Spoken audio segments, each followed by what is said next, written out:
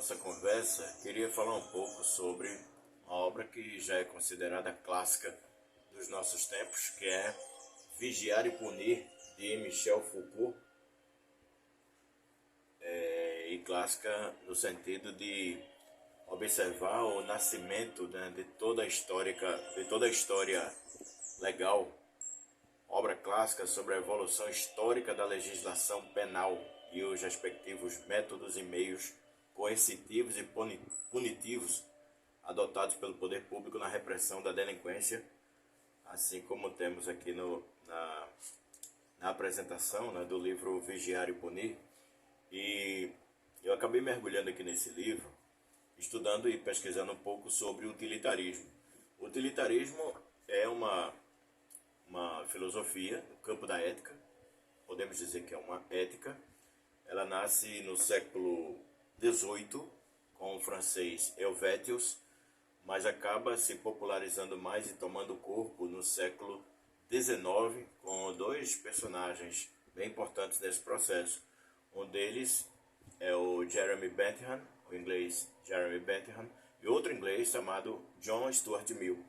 De John Stuart Mill, estava pesquisando nesse livro chamado Utilitarismo, é uma tradução brasileira muito importante, né, para a nossa compreensão dessa filosofia. E aí, passeando pela questão do panóptico de Jeremy Bentham.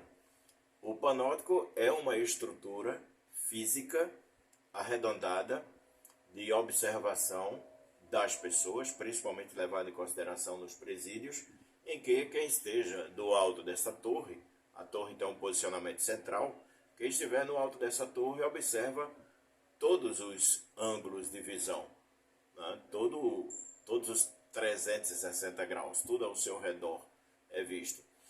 E obviamente que isso traz consequências, inclusive para o mundo de hoje. E Foucault vai ser muito feliz quando ele dedica um capítulo, capítulo 3 do seu livro Vigiar e Punir, nascimento da prisão, em que ele mergulha na história mais antiga e vai trazer aspectos das sociedades da época.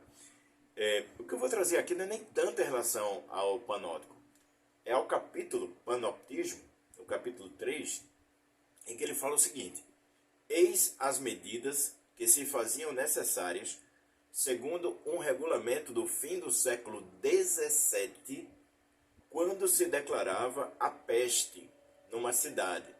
Ele retira isso aqui, segunda nota, Arquivos Militaires de Vincennes, 1516-91, peça. Esse regulamento está no essencial, de acordo com toda uma série de outros que datam desta mesma época ou de um período anterior. Michel Foucault mergulha nos documentos legais da época, do século XVII, para explicar essa situação. E aqui ainda tem um aspecto que nos remete ao início dos anos 2020, né? Que é a nossa relação com a Covid-19, com o novo coronavírus. Nós fomos obrigados, e aí de forma consciente, a grande esmagadora maioria da população, de forma consciente, a ficar em casa, né? A se isolar. Nós acabamos praticando um isolamento em que foi necessário para aquela situação e acabou se mostrando eficaz cientificamente para, se não terminar, mas minimizar muito os efeitos do novo coronavírus. Agora, o que é o objetivo, qual o escopo dessa situação aqui? De trazer como essa população, ou essas sociedades do século XVI, conviviam quando se declarava a peste numa cidade. Vamos lá. Em primeiro lugar, um policiamento espacial estrito. Fechamento, claro, da cidade e da terra. Proibição de sair sob pena de morte. Fim de todos os animais errantes. Divisão da cidade em quarteirões diversos, onde se estabelece o poder de um intendente. Cada rua é colocada sob a autoridade de um síndico. Ele a vigia. Se a deixar, será punido de morte. Olha como a coisa era mais rigorosa, hein? No dia designado, ordena-se todos que se fechem em suas casas, proibido sair sob pena de morte.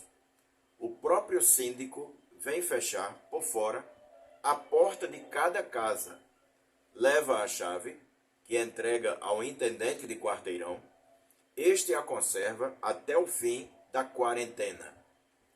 Cada família terá feito suas provisões, mas para o vinho e o pão se terá preparado entre a rua e o interior das casas pequenos canais de madeira que permitem fazer chegar a cada um sua ração, sem que haja comunicação entre os fornecedores e os habitantes.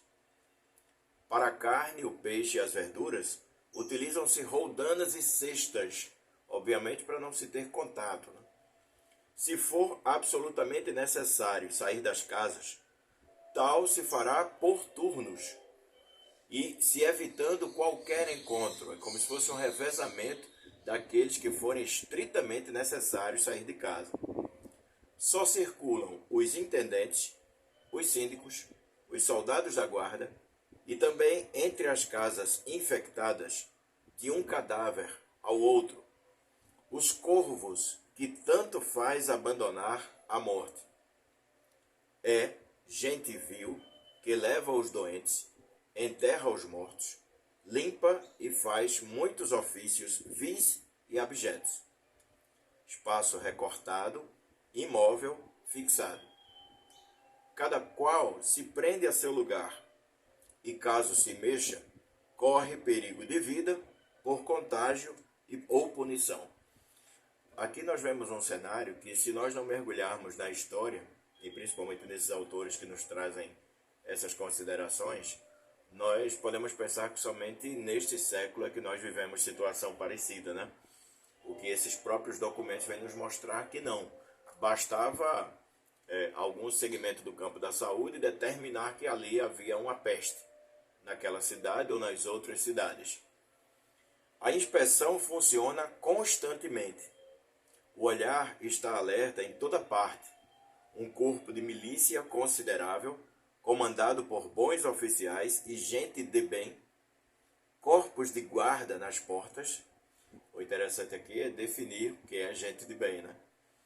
Corpos de guarda nas portas, na prefeitura e em todos os bairros, para tornar mais pronta a obediência do povo e mais absoluta a autoridade dos magistrados, assim como para vigiar todas as desordens, roubos e pilhagens, porque além da peste em si, a preocupação com quem vai se aproveitar destas situações, como a gente percebe na série que já assistiu Walking Dead, percebe o que acontece numa cidade já tomada, né, pelos zumbis. Óbvio que é uma distopia, mas aqueles que se aproveitam para saquear o que resta.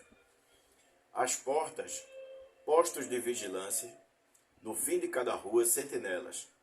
Todos os dias, o intendente visita o quarteirão de que está encarregado, verifica se os síndicos cumprem suas tarefas, se os habitantes têm queixas, eles fiscalizam seus atos.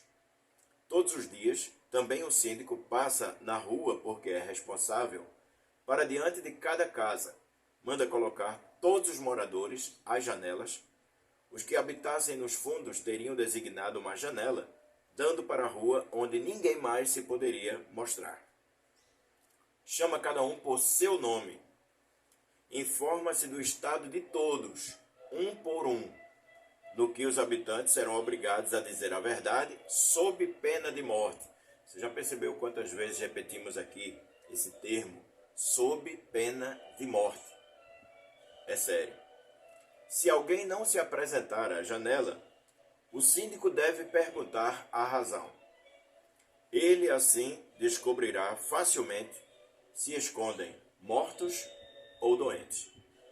Cada um trancado em sua gaiola, cada um à sua janela, respondendo a seu nome e se mostrando quando é perguntado. É a grande revista dos mortos e dos vivos.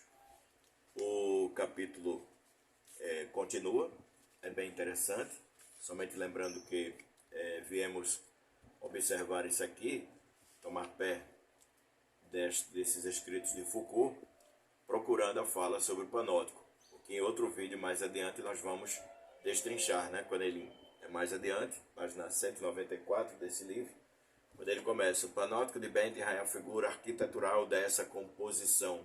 O princípio é conhecido.